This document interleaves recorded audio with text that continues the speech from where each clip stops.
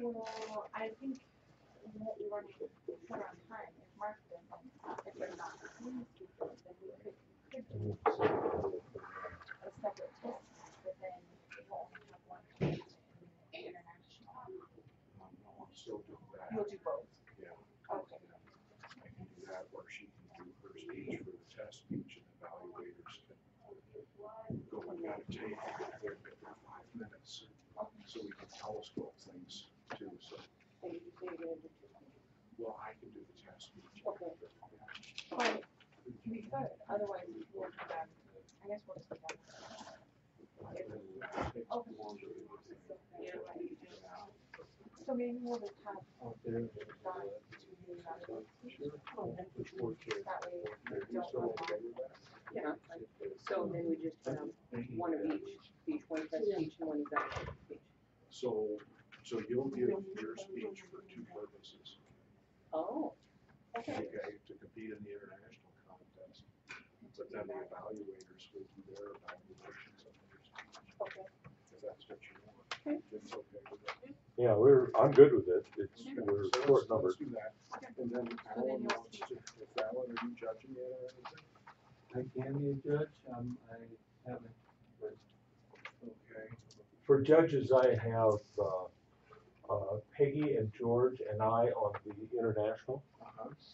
And then I need a judge for the evaluation contest, besides Peggy and I. All right. I can be a judge. on But the are evaluation. you a participant there? He wants to be. Well, I would rather have you participate. All right, I'll be, in the evaluation. Okay. So still just two speakers, but you'll be in evaluation. I think maybe Mark could be a judge since he's. Here he comes, right there. Who's gonna get you? Hey, Mark, do you want to be a judge or is your voice recovered? My voice is recovered, so, Okay, yeah, I'd like to make my speech if you don't mind. okay. So you'll be in the international contest. He's also in the evaluation contest.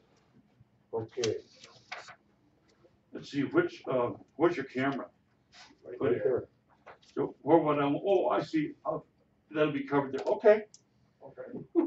There's my, okay. Let's sit down. Well, good afternoon, Toastmasters. Just when you think you have things figured out, you get to make some changes, but that's all right. That's spontaneity, and I think that's a good thing for us. And Mark, before you sit down, why don't we all rise and we'll do the Pledge of Allegiance. I pledge allegiance to the flag of the United States of America and to the republic for which it stands, one nation under God, indivisible, with liberty and justice for all. Thank you. Be seated. I just want to make a quick announcement that dues are due this month, and you can, Alan's here, he's our treasurer. Alan, anything to add? No, not, I mean, no, But you're still accepting dues, I so am, if anyone owes their dues, go ahead and give them to Alan. okay. Jim, welcome back. Is our area governor and our chief judge today? Okay. What do you have to add for us? I would like to just go briefly over the chief judge information here. The 2 contests today, of course, are the international and the evaluation. We have it worked out so that we have, with our skeleton crew, we will get things covered. The green light will come on at 5 minutes in the international contest. You're allowed a minimum of 4 minutes and 30 seconds will be an eligible speech. A maximum of 7 minutes and 30 seconds is ineligible. Anything under the 4:30 or over 7:30 is disqualified. Now in the evaluation contest, it is a minimum of 1.5 minutes to qualify and a maximum of 3.5 minutes. So there's a full 2-minute interval there that from 1.5 to 3.5 that constitutes an eligible speech. The lights will come on in the international at 5, 6, and 7 minutes. And please turn them on leave them on for 30 seconds and turn them back off, okay? And then the evaluation contest, the lights will come on at 2 minutes, and it'll stay on for 30 seconds. The yellow light will come on then at 2.5 minutes, and then be shut off after 30 seconds. And the red comes on at 30, and then it's not shut off until the presentation is complete. The first audible or obvious indication by the speaker begins timing. And for the moment, that's all I have to say. Good luck to our contestants. Pete is our VP of Education. Pete, do you have anything to add before we start? I just suggest that Jim might recruit among the people who came in additional judges if he needs them. Okay, Nancy. I need a judge in the evaluation contest. Are you a participant? I can't do it, correct? Right, you can't give a speech, but could she be an evaluator? Speech She hasn't evaluator, done or her just a judge? her 6 speeches yet. She doesn't have her 6 speeches yet. I'm just on 5. How about you time? Would that work as a timer? And you've got those times right down there. Yes, everything is Okay. right here. If you take the seat here, I'll kind of fill in some things as we go here. We don't do it that way. Okay, now, hello. Okay. Then the other Let's see, person who Peggy, came- you've got your ballot, first ballot, and an instruction. George has his, I have mine. And then in the second go around, let's see, I need a judge you lose for the George, so you need a judge for evaluations. Would you be willing to judge She's a during contest She's the evaluation? contest chair. But Your Suella contest might chair. be able to judge if she's comfortable Can with I it, do yeah. both or not? Yeah, I'll bring you the other one. So you and George, but I need George cannot judge during the evaluation contest because he's a Right. participant. I need a second judge, a third judge during evaluation. I can help with anything. Okay, I will give you the information here, and I think I'll sit down and provide that information. Thank And you. then Mark, I think you had a question about having your project manual evaluation done inside there. You can. Well, yeah, Mhm. yeah, And this even, is the second time I've done this speech this year. However, Jim wasn't here at the time I made the speech. George Scarrett was he was the evaluator. okay, so you have your But I just- evaluation done yeah. in there? I put in here, please use this sheet to evaluate. Okay. And then it'll go in the same section, but, so, yeah. Good. Peggy, could I get you to evaluate my speech? No, Peggy's And- the and judge. As long as you Oh. have your evaluation done in that manual, I think you're probably good for that speech Mark, you can get me to do your Fill it out. evaluation afterwards.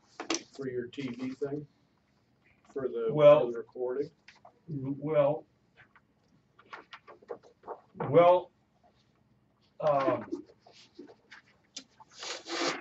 what I was hoping I could do, I wanted to, this is the organized her speech here, see? Right. It's in chapter 2 in the communicator's manual. Is that the one George already did for you? Yeah, Okay, so then you're fine. You don't need an evaluator. okay, all right, Yeah. So you're good. okay, all right, Okay, that's fine. let's start our 2014 spring contest. Our contest chair today is Rochelle Standish. Rochelle, if you're ready, I will let you start the contest.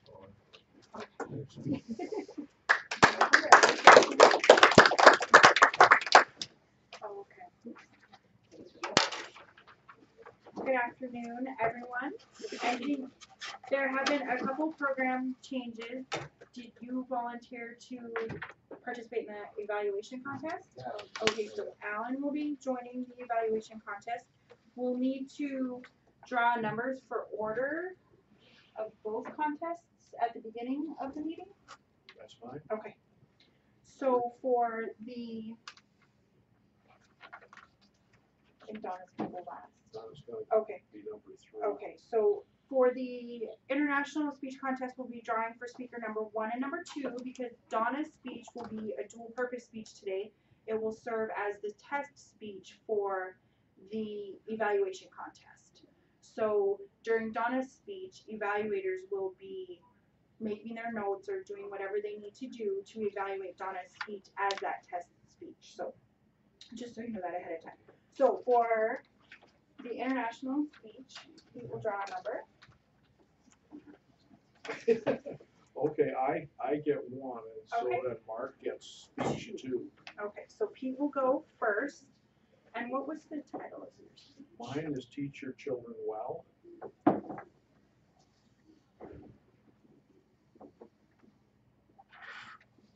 And then Mark, what is the title of your speech?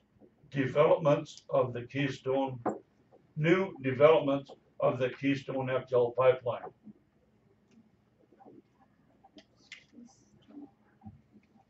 XL pipeline, is that what you said? Yes, XL pipeline, Okay, thank you. Keystone XL pipeline. Okay, and so now we have 4 people participating in the evaluation contest. We need to add a number in that. So that is, I had it written down, I'm sorry. It's right. Oh, right here. Okay, so Mark, Pete, George, and Alan. If you want to draw first. Sure. I'll find it. Okay, I got number 3 this time. Okay, Alan. Number 1. Number 4,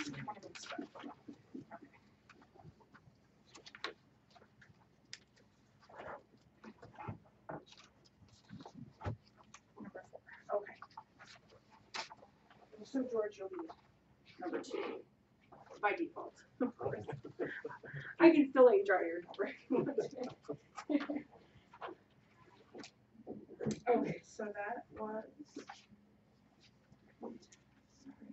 So it's Alan, George, Pete, and then Mark.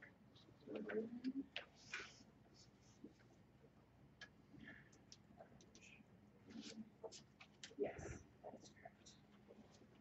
Okay, so today we have, I think Jim sort of introduced his judging team already. Jim, Peggy, and George will serve as judges for the international contest, and Jim, Peggy, and Suella will serve as judges for the evaluation contest. Nancy is going to be our timer today. And counters? Jim will, Virginia and I, Oh, okay. Counters? I'll pick them up and then if she will assist me in counting. I have the ballot or Okay. the tallies for that. Okay, so then our international speech contestants are Pete, Donna, and Mark. And the evaluation contestants are Alan, Pete, George, and Mark. And I think Jim actually already went over most of what he was going to go over. So I think at this time we can go ahead and go over a few just housekeeping rules, I suppose, is what I would call them, for the international speech contest. Obviously, everyone has already met their eligibility requirements. You have to have so many speeches before you can participate in the evaluation, I think, or the contest. I believe it's 6. We have all of our judges. Everyone meets the Toastmasters international requirements, and of course the 1 minute of silence between each speech is exactly that, 1 minute of silence. So no high fives or great jobs or anything like that. Just acknowledge that 1 minute of complete silence while the judges fill out their ballots. And then on the evaluation contest rules, the evaluators will be given 5 minutes outside of this room to make any notes or do anything that they need to do to prepare for their evaluation. Number 1 evaluator will come back in and evaluate Donna's speech, and then they can sit down and stay in the room, and then number 2, number 3, and so on and so forth. During that time, that 5 minutes, you're allowed to use any notes or tools you need to prepare your evaluation, and then once you come in, then you'll just go right into your evaluation. Rochelle, Yes. when the Sergeant of Arms brings the first person in, they need to collect all of the notes from all of the participants. Yes. Anything that you have that And you they use will to be prepare. returned to them once they come back into speed. Thank you. I forgot that part.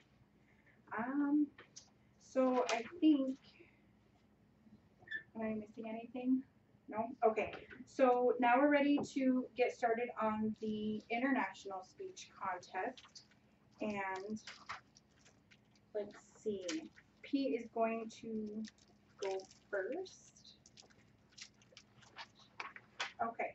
So Pete Bruno, teach your children well. Teach your children well, Pete Bruno.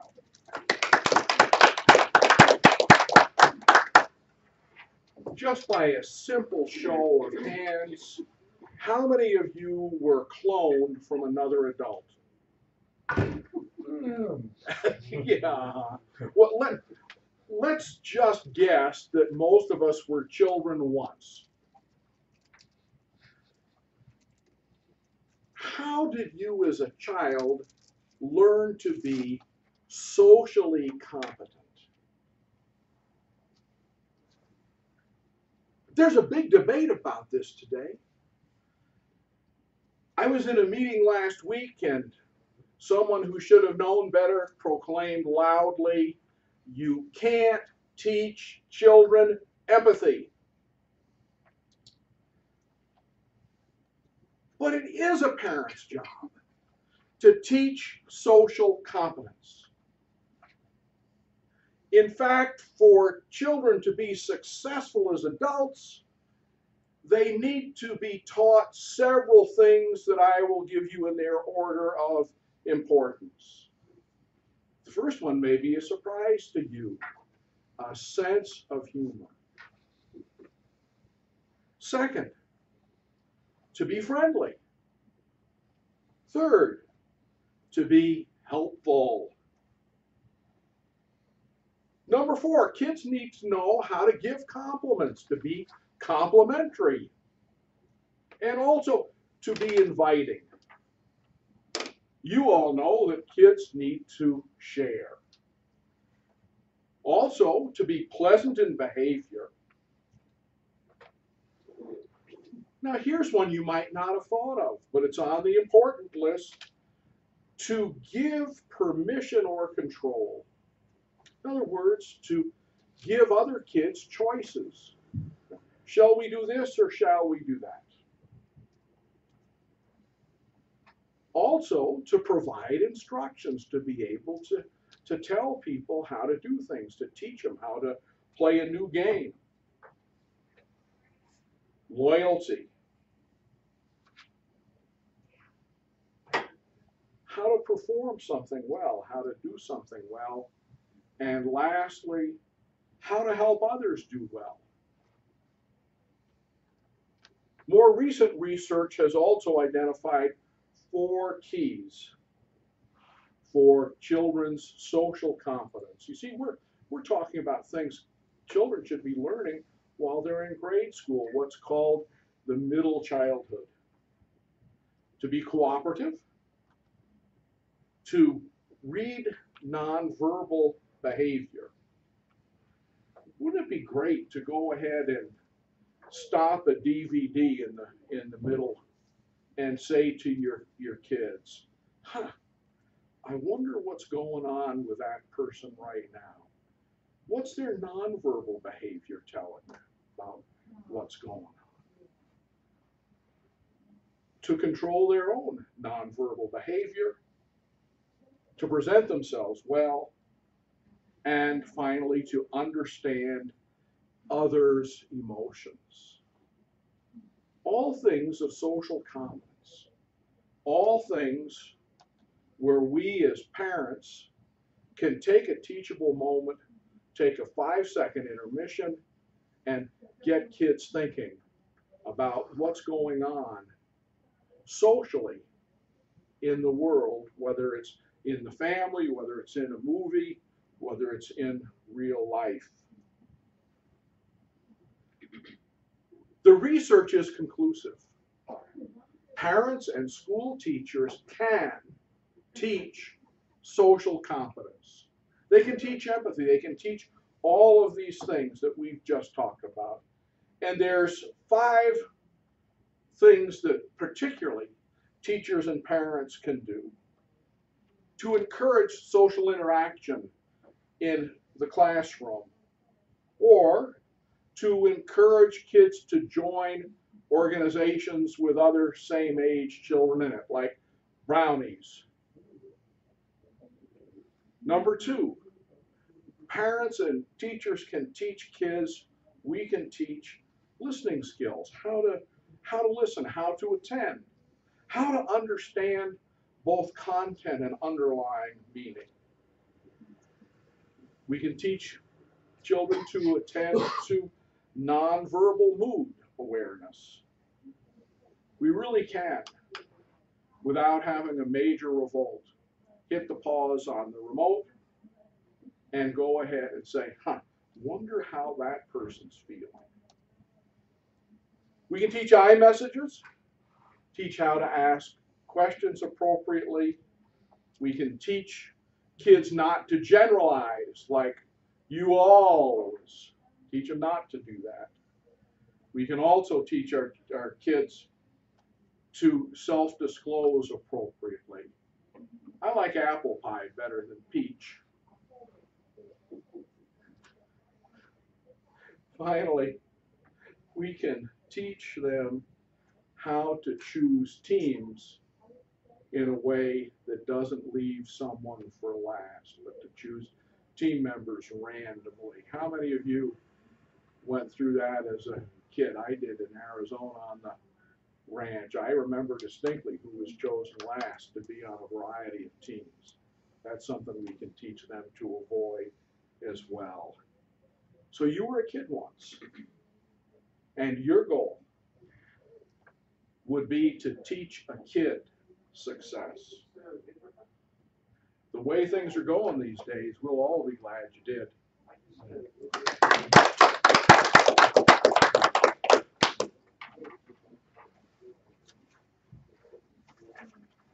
Okay, now at this time we'll do the 1 minute of silence. So if the timer would start her watch for 1 minute while the judges complete their ballots. Thank you.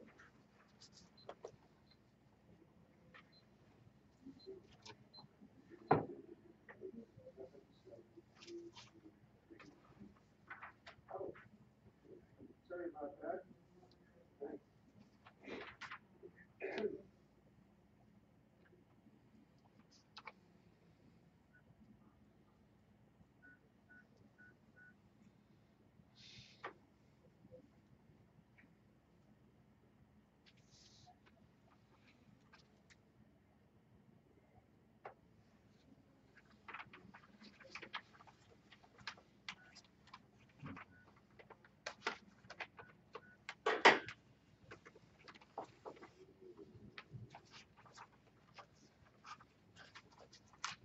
Here's my introduction.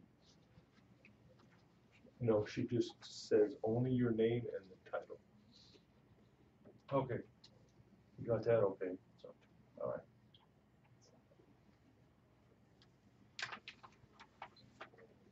One minute is up.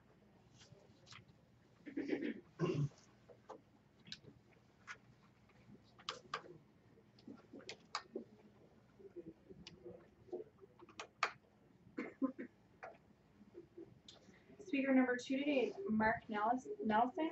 New developments of Keystone XL Pipeline. New developments of Keystone XL Pipeline. Mark Nelson.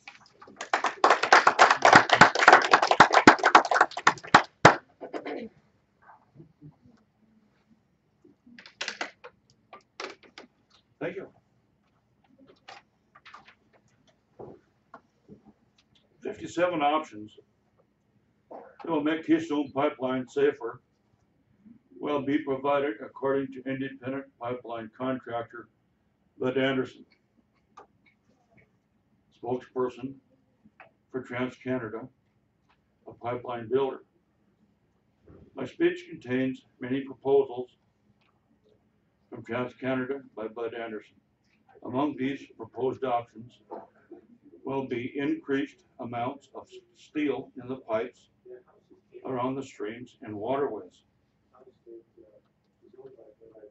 Top grade steel will be used.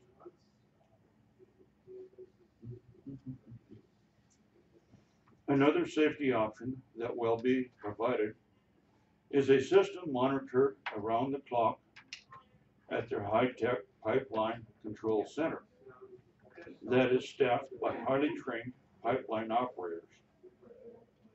Information from 21,000 data points along Keystone XL will be sent by satellite every 5 seconds, providing real-time updates on operating conditions.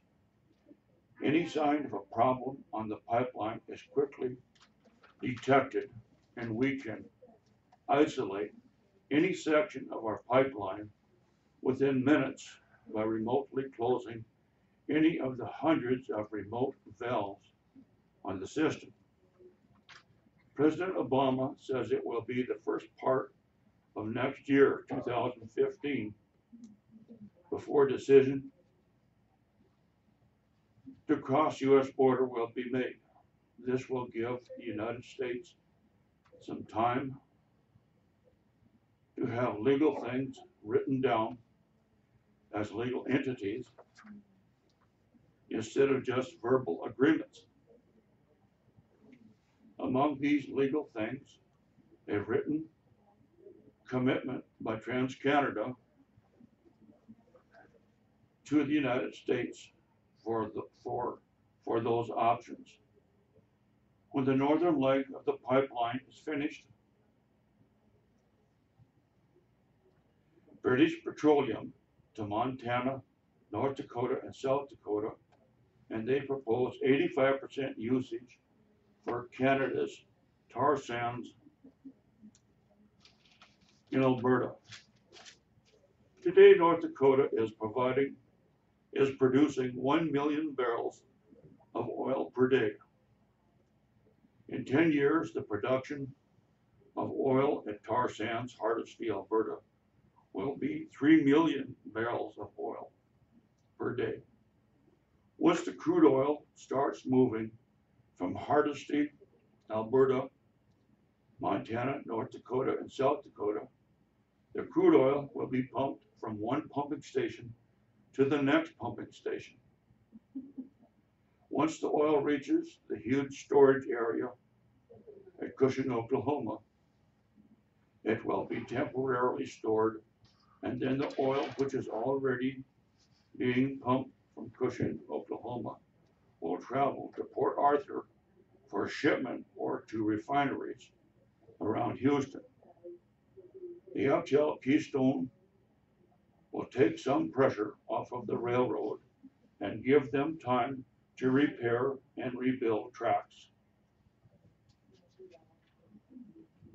My cousin says build a refinery up north along the pipeline. So far, TransCanada has acquired the necessary easements to cross Montana and South Dakota. However, only 70% have been acquired from Nebraska because the route to cross Nebraska had changed, ending at Steele City, southern Nebraska. During the operational life of the pipeline, the TransCanada study shows that county and other local government entities like school districts rake in up to $2.1 billion in taxes. TransCanada has made plans to build 4 work camps, one by Circle, Montana, and one near Glendive in Dawson County. These camps will be built on 80-acre tracts of land in each county, housing 1,000 workers each. 10% of the workers, it is estimated, will be local people. After President Obama gives permission to Trans-Canada and interested concerns to cross our U.S. border, these workers will build for about 2 years on the pipeline. Thank you for your time, and God bless America.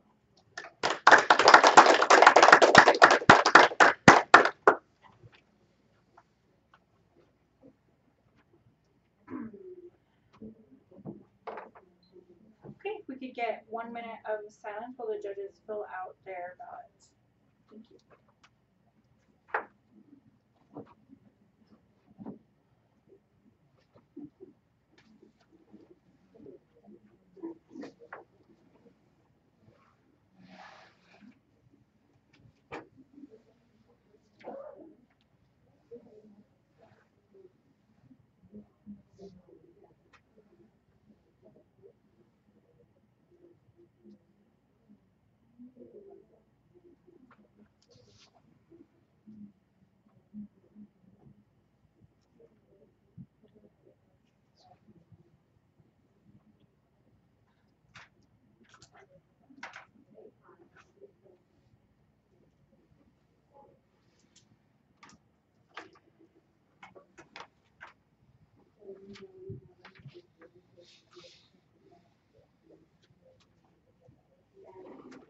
One minute is now up.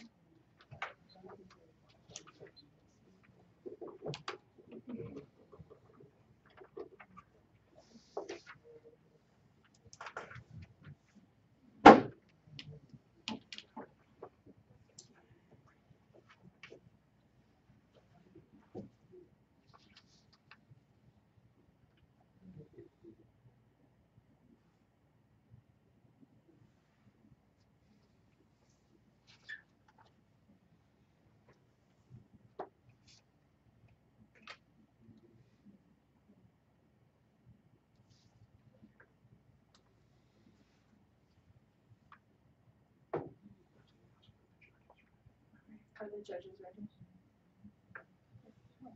Okay. Up next we have Donna, and I would just like to remind the evaluators that her speech is also serving as the test speech for your evaluations. So with that, Donna Emmett, creating an introduction, Donna Emmett.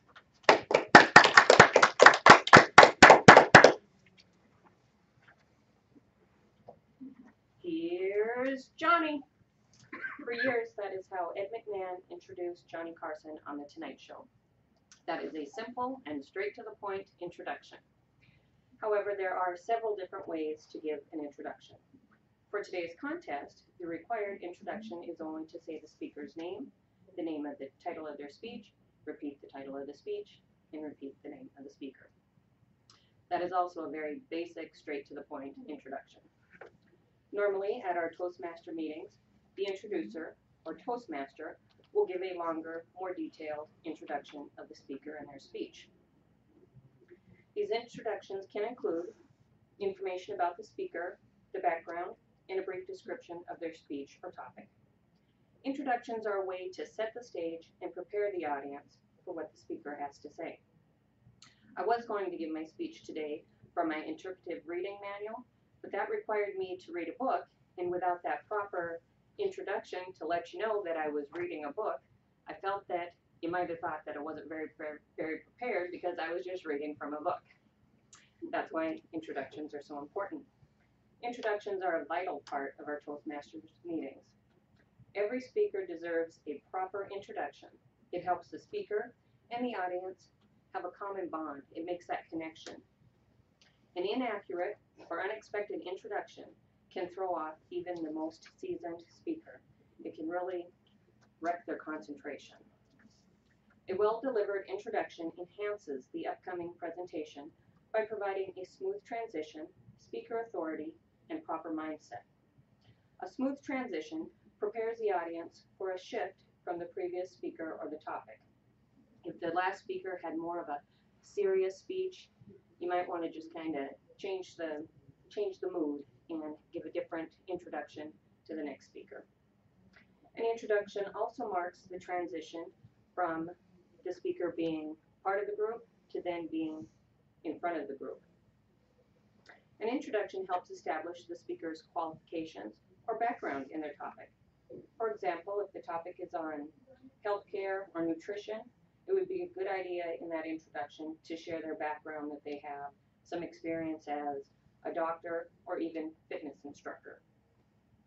Audience members are more likely to appreciate a speech if they are given some background information from the speaker and the topic to be discussed.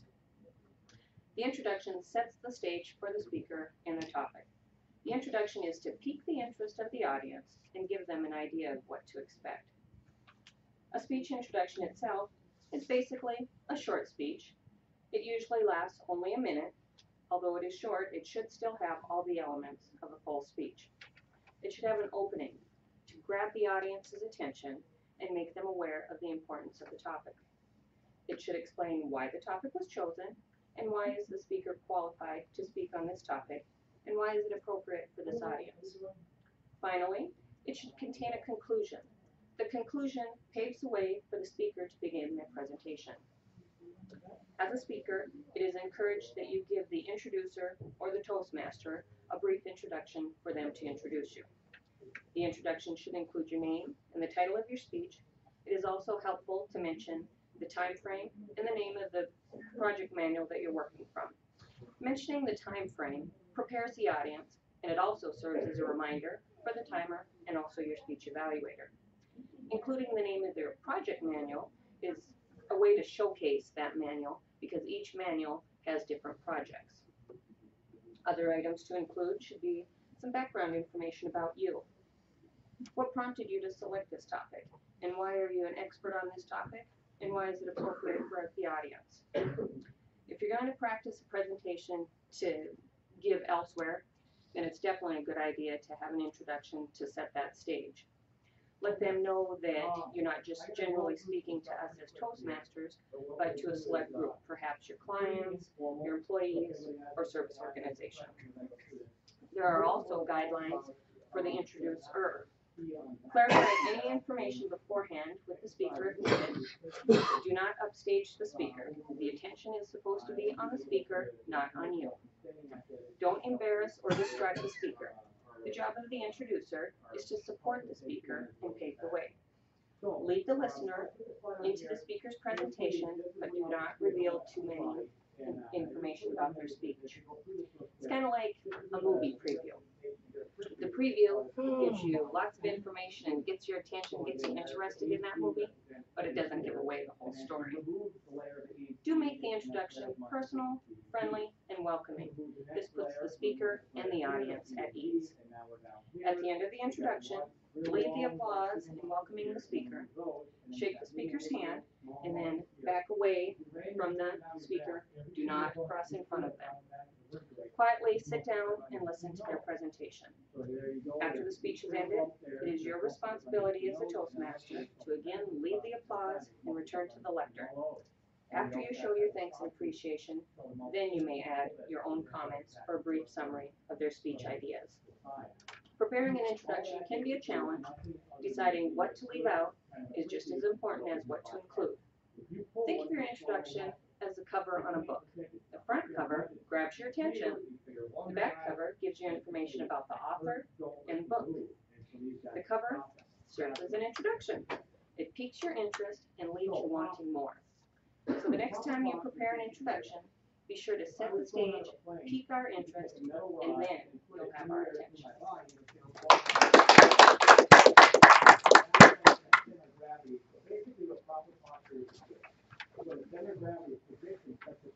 Okay, at this time, we'll give the judges a few minutes to finish up their ballot, so 1 minute of silence, and then the counters will collect the ballots.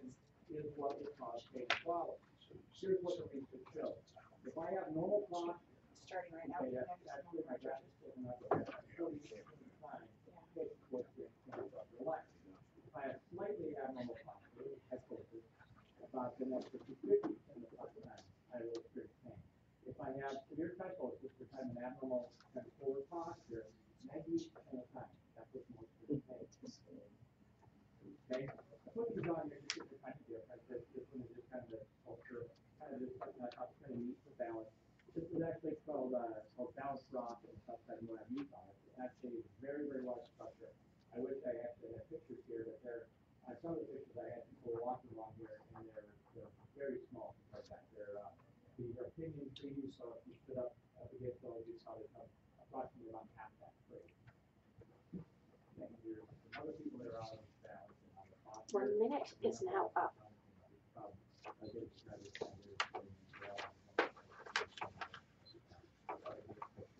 So they go through a lot of different causes of back pain now. One very, very common cause of back pain is really dip. If the judges are ready, at this time, I would ask if you can sign your ballots and the counters will come around and collect them. I'll pick those up. Okay, just pick those up. And then also, if you are participating in the evaluation contest, at this time, you will leave your room for 5 minutes. No, yeah, that's right. Okay, and Virginia will escort you to your, out there, wherever out there is. So for 5 minutes. Do you need the time? Can I bring one? No, yeah, the first speaker is now. First contestant. Okay, here's the first one.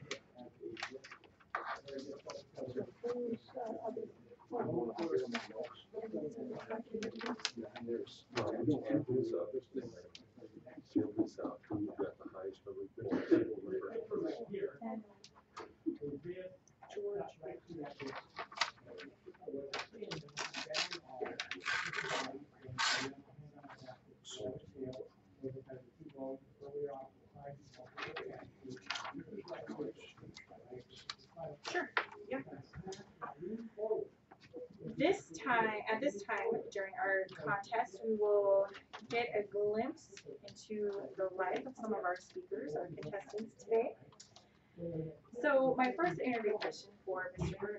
is, each time you deliver a speech, it has to do with, a lot of times, how to be parenting, or how to be an effective speaker, or an effective person in general. What is your biggest inspiration behind what you have done with your program? It's been very amazing to me the way that different things that I do build on each other, strengthen them, help them. And so as I'm teaching parenting to real life parents, as I'm teaching developmental psychology to real life college students, as I'm being a grandfather, all of these things that I invest my time in really helps me with Toastmasters, because I've already done the research in one of those other areas. And so then to come and share that information with you in a speech format as compared to a paper format, or to a lecture format to college students, or to exam answers, really is fun. Helps me to go ahead and share with you what I'm learning, plus gets me going through those manuals pretty darn quick. So all of that works together for good. Thank you.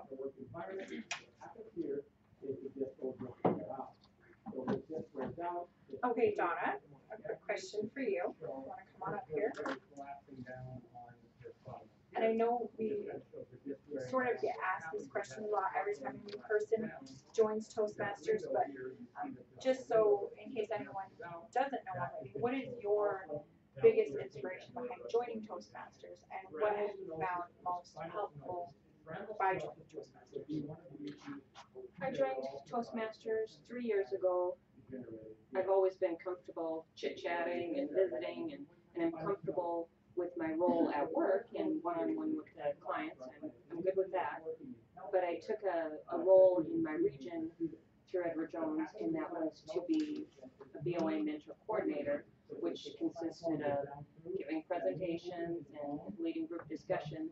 And even though I'm comfortable with the Edward Jones role, I wasn't very comfortable in leading those presentations. So that's what brought me to Toastmasters. I always thought it would be a good thing to join, but then taking on that role, I thought, yeah, now is the time. And I'm glad I have, that I did. And then last year, I started as the president of Toastmasters. Really nervous about that. You know, it wasn't something that I, wanted to do, but I can tell that I'm more comfortable, in the role, just getting up here and starting the meetings, just feel more comfortable. And even though I was nervous during my speech today, I was sitting down beforehand and thought, wow, I'm really not nervous. But then I got up here and I wasn't nervous, so never mind that. But no, I think Toastmasters is great, and I think it helps all of us. And I guess I stay in it because I still need it, but I enjoy it also. Thank you. So I do have probably about another 3 minutes to fill. So I thought after the initial interview questions with contestants, we could just go around the room and maybe state what was the best thing that happened to you so far this week. Peggy? Best thing that happened to me so far this week. Last week there's a really bright star in the week, and that was playing hooky on Wednesday and going fishing with my husband. He always takes guys along, but this time we had to go measure some elevations at our lot at Fort Peck and rented a laser transom in order to do that. But after we got the work done, then we got to go on the Missouri below the dam. The water was crystal clear, bank to bank, mile to mile. I had no idea that it would be crystal clear like a brook in western Montana. And besides that, we each caught 2 fish. Oh, wow. That is pretty good. Mark is back. He is a contestant in the international speech contest, so I'm going to ask him a question. Today you spoke about the Keystone Pipeline, and you seem like you know quite a bit about what's going on with that. What sort of piqued your interest in the pipeline to go ahead and get you to research more about that to present the speech? Well, thank you for asking. Firstly, one of the things about the Keystone Pipeline that means a lot to me, and I've written in my speech to this too, is that it's important that the United States has got something to fall back on in writing instead of just verbal agreements. And so that's really important, is to get something legal to fall back on. And if I might add something about politicians, the Republicans are always criticizing the Democrats for too much federal control. A lot of times in a situation like this, it would be really helpful for our federal government to have more controls and have more, more in writing to fight with than just turning it over like the Republicans would to a Supreme Court judge. The Supreme Court judge is only one in number, and of course they confer with the other judges and stuff, And so it is controversial, and my belief is that, like my cousin, he is a farmer up by Wolf Point. He is a geologist. He has a degree. He's a mechanical engineer. His brother's a geologist, got a degree in geology. But he said, they said it's definitely going to come through. I mean, it'll happen. But well, it is very interesting, and we thank you for giving us that information today. And I know, as you said before. Thank you, Michelle. Okay. At this time, we're going to roll right into our evaluation contest. First up, Alan Rubin. Alan.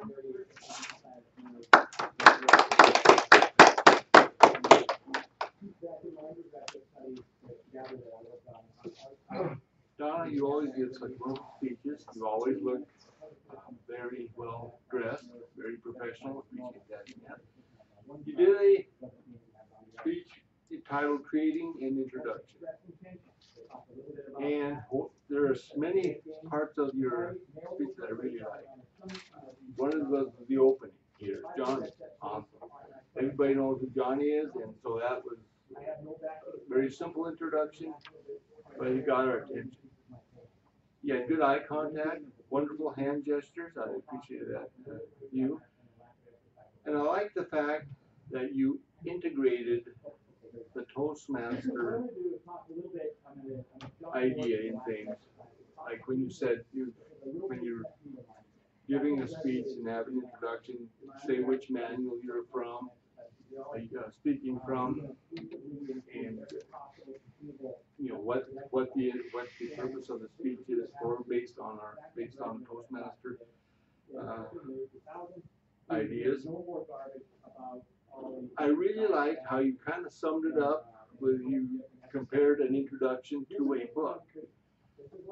Cover of the book is the opening, and the back of the book is the closing of the introduction, and the pages are the body of the speech, or the body of the introduction. And I like that a lot, analogy. If there were some, maybe not necessarily critiques, but maybe ideas. You had a good idea with the nice opening of Here's Johnny, but maybe give a little bit more oomph. Good idea, but more oomph, and that would have definitely been a good thing to have done there. You were kind of tied to the lectern. I like how you kind of walked away for a little bit, but it's difficult to get away from the lectern, and I understand that. And other than that, I thought it was a very good speech, and we can all take something away from learning how to give a proper introduction. Thank you, John.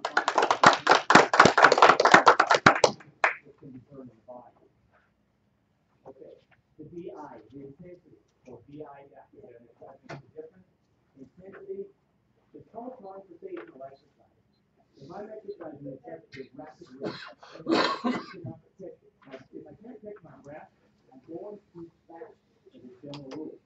If you really want to monitor it close, you can put a heart rate monitor. Contestant number 2, George Scarrett. George Scarrett.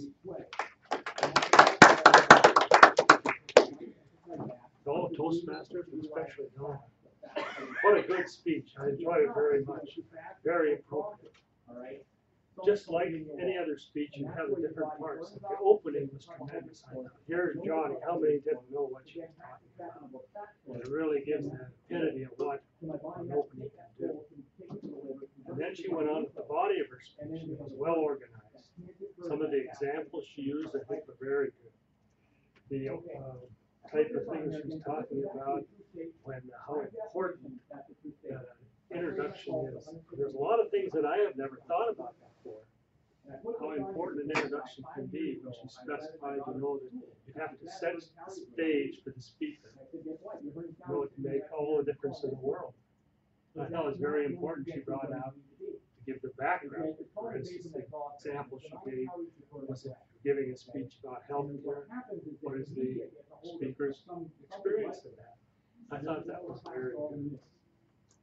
She had very good hand gestures and eye contact. And that's always something we have to try working on. It doesn't come natural. It doesn't come natural for me. Hers looked very natural, very good. And she looked at everybody. Once in a while, you'll see the speaker and look at one corner of them and forget about everybody else. And so these were very good examples. I thought it was very educational. Some things that I had never thought about before. Just the little things, like make sure you don't cross in front of the speaker. how easy was that to do? Make sure you give the speaker the podium before you leave. I thought that brought those things up. Some of them maybe we knew, some of them maybe we didn't.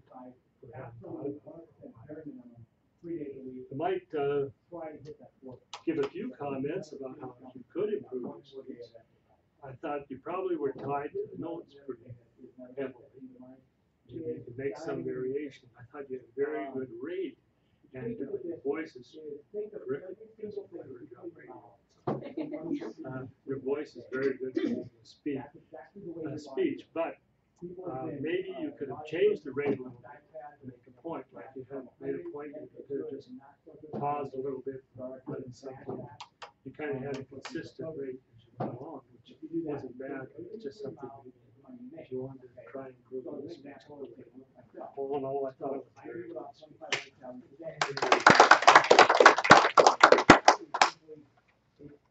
Something that my body can utilize food. What they do is they take a small portion of food, burn it, and that little portion of food will raise like 1 centimeter by 1 centimeter of water. Contestant number 3, Pete Bruno. Pete Bruno.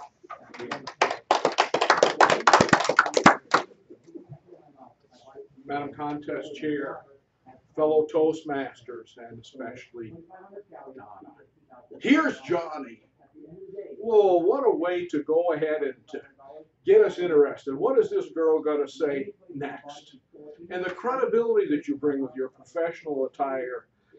And now you're going to go ahead and teach us how to do something. How to do something important. In fact, your word choices were excellent. How to teach us to do something vital. And then to even have tips in it, not just for the beginner, but for the seasoned speaker as well. One of the things I really liked about your speech was how natural your gestures came to you as you were talking. Your voice was clear. We can take away what you said. So basically this, I can eat 1 gram of carbohydrates and 1 gram of protein. The content was not just helpful, but instructional. If I had to make just one suggestion to you with what you gained from being part of Toastmasters, that maybe only I could sense sitting as close to you as I did, was only you know your anxiety level. No one else can tell. It's kind of like a little mental fallacy we have, which is, people can really see into me. They can't. Only you, when you're up here speaking, have any idea how anxious you may be. So that's something just to remember. While you're up here, you may as well let go of that and just have fun. Strengths for you, word choice, great instructional word pictures, preview, book cover, and then your takeaway, a summary with 3 clear steps that we can use as we're working on our introductions, so that we can also hook people in, like here's Johnny.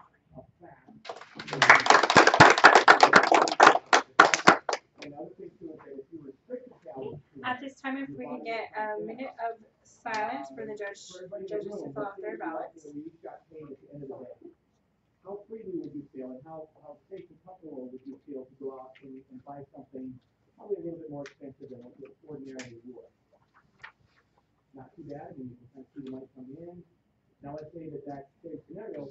How comfortable are you going to feel spending that same amount of money if you got paid once a year? Probably not going to spend money on it. Your body acts the same way. When you're eating, and you're constantly eating something that's healthy throughout the day, little tiny meals throughout the day, it's called grazing. And I didn't make up the term, it's actually a term from scientific use, but think of it like a sheep off the field, just kind of munching all day on something. What that's telling your body is this: my body doesn't want to walk across the room with food, it's probably just kind of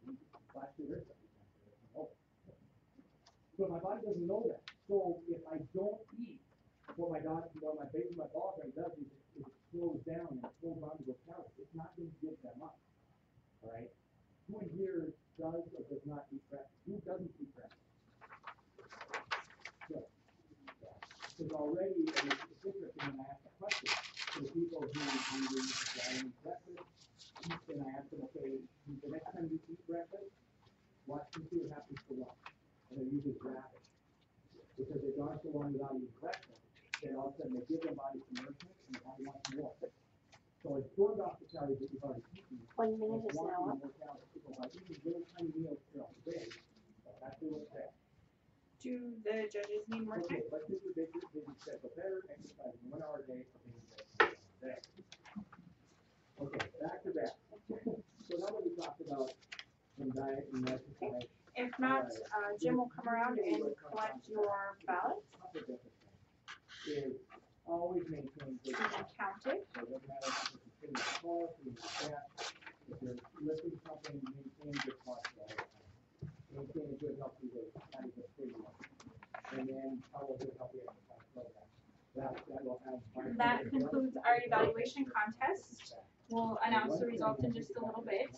At this time, I would like to take a few minutes just to ask some of our evaluation contestants a question or two.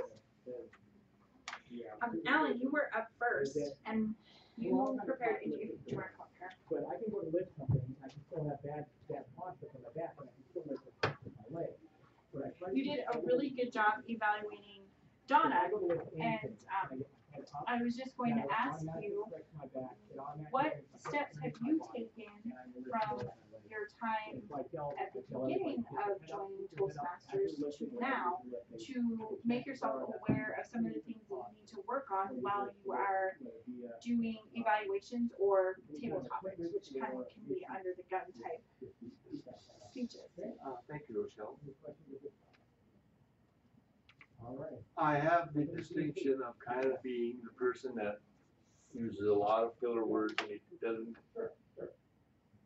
isn't quite sure where he needs to be going, and that's one thing that I've been really working on, and it's been a bit in Toastmasters for 6 years now. I'm still adding filler words. The thing that helps me to maybe realize what I'm doing is when Virginia counts up all those ahs and ums. Quite a few times I am in the lead or very close to the lead, although Pete has a distinction of the most. And so it's one of those things that it takes a lot of practice, and the more speeches you give and the more table topics you're exposed to, the better speaker you become, and hopefully those filler words will become less and less. Thank you. George, you delivered a very good evaluation, and I just wondered, what are some of the things that you've had to make yourself aware of to become such a good speaker? Thank you. Well, I don't know if that's the correct term. I have enjoyed Toastmasters and enjoyed the speeches. I haven't been I've been in Toastmasters for many years, and the main reason is because I enjoyed it. If I didn't enjoy it, I wouldn't. If I didn't have fun when I came to the meeting with the other people, I wouldn't keep coming. So I think that's just to have fun.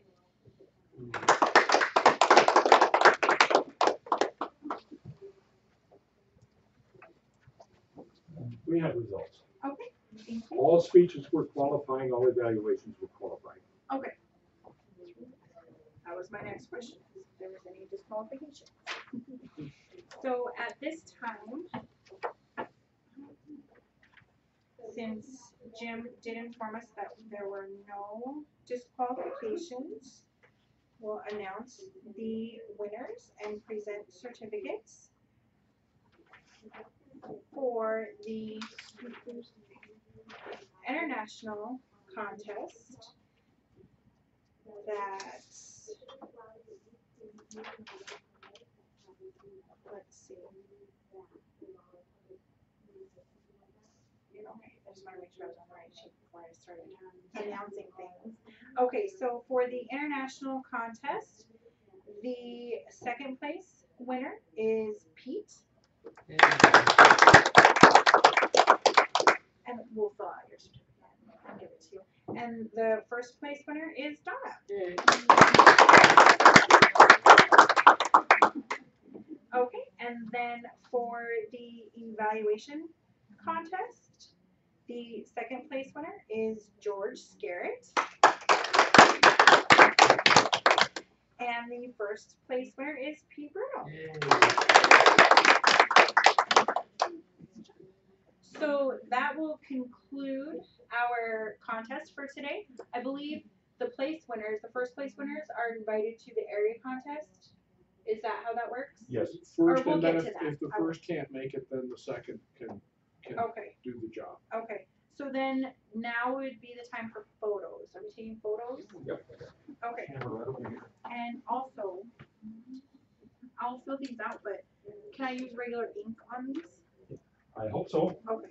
Say, Well, while I we're have- getting ready and time is short, Rochelle just jumped right into the fire out of the frying pan. Could we all stand and give her a round of applause?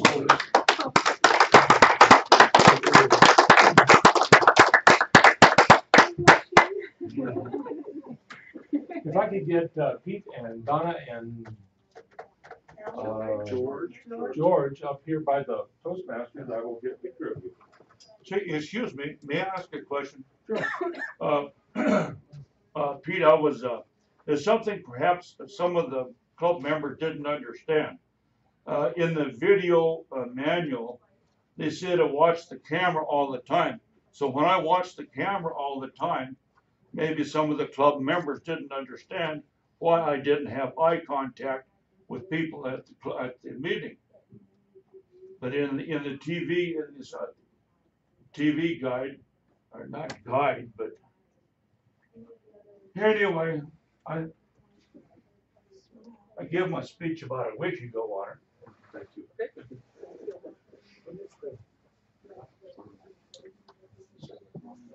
I'm not sure.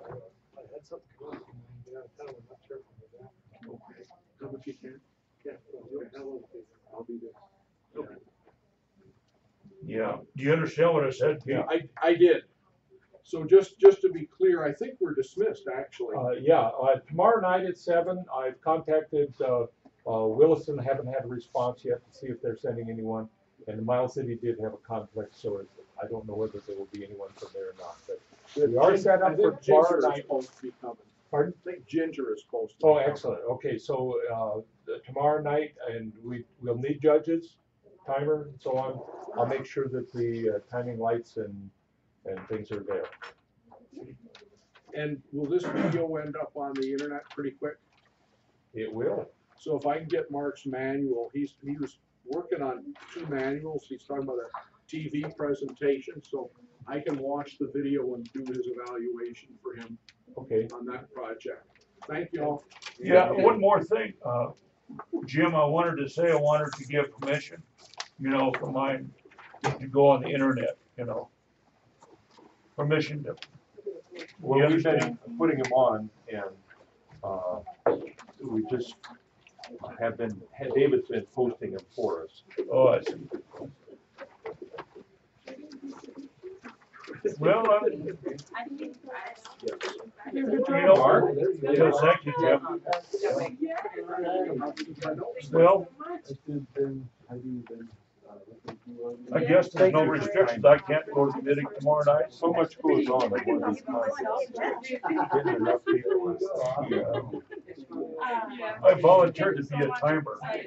Yeah, I told I'd be a timer tomorrow. Oh, good, excellent, excellent. All right. Yeah. If you can come tomorrow night, you're welcome to watch the area contest, but it's not required. Nancy, we'll have to get you a chair like this one. I'm fine with all.